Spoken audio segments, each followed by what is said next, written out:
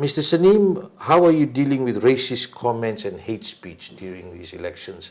Every election has its own way of coming out as we build up to elections, and it's your task in how you can manage that if complaints are filed. How are you dealing with that? Well, first and foremost, Vijay, when an election turns into racist comments and hate speech, that's when you start to see people lose interest in the election.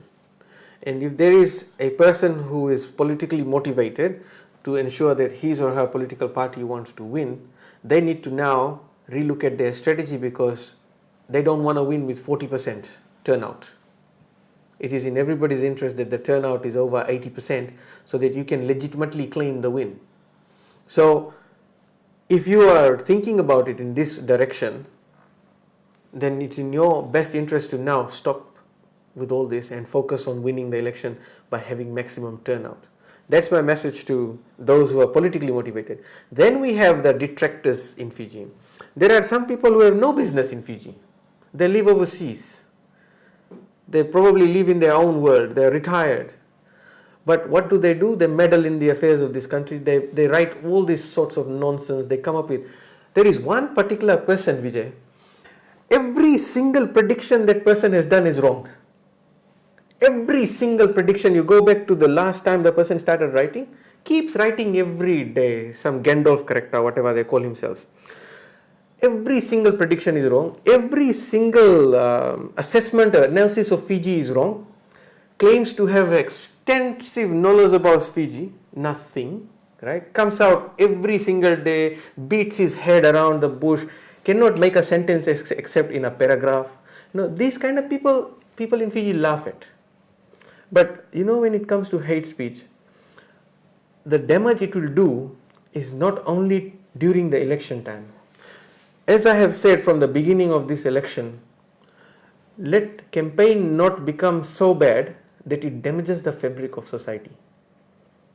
Right now, you have people who can walk around town and say bulla to each other and smile and walk away.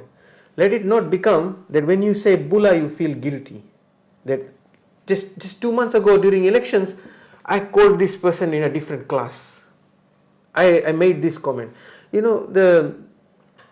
It only takes a person to come and remind you about your ethics. If a person comes out and like some of these profiles in which there is a person who purportedly lives in Reki, holds himself out as a religious leader, right? But this person is entirely racist. Writes all this kind of crap. The word is crap. I mean, what is the... what can you do? What does this person intend to get out of it? What can you do as a supervisor with these kind of people? Well, according to the laws of the land. According to the law, people can be prosecuted. Right? People will be prosecuted. People have been sent to FICAC for prosecution. But how many people would you like to prosecute? It's about the values. I think at some point in time, people see you for what you really are. And that's when you become a laughing stock.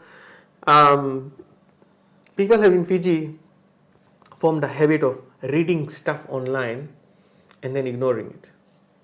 When I meet people and they say, so-and-so wrote something like this, and then, what is going on in that person's mind? So, whilst you feel very happy that you are writing all this nonsense, you should also know, and I'm telling you today, that people are laughing at you. You have become a laughing stock. If you are the person posting up racist stuff, becoming ethnocentric and all these things and going to the extreme, you can be labeled to be an extremist. And then you will come up with all these arguments. But the point is, don't take it to such an extent. Don't let it be that you cannot repair what you have done, because after the election you will walk the same streets.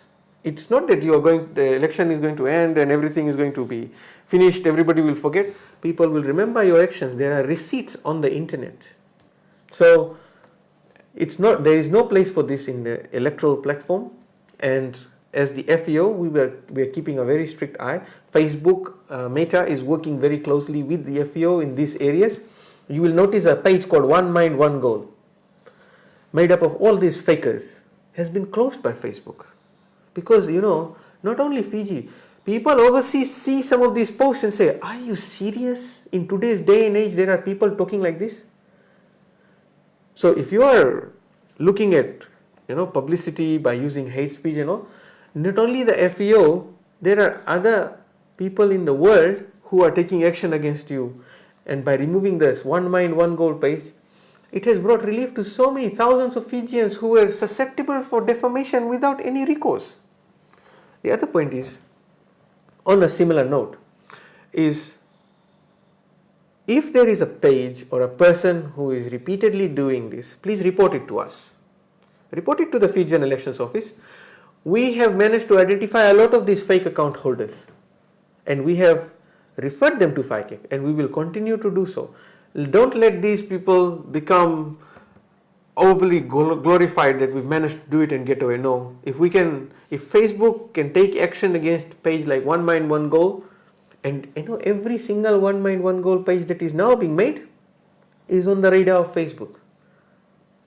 So they have to be careful about this. And inciting racial hatred is an offense in the country. So ensuring that we stay within our boundaries to ensure that we have good practices going into these elections, that is the most important process.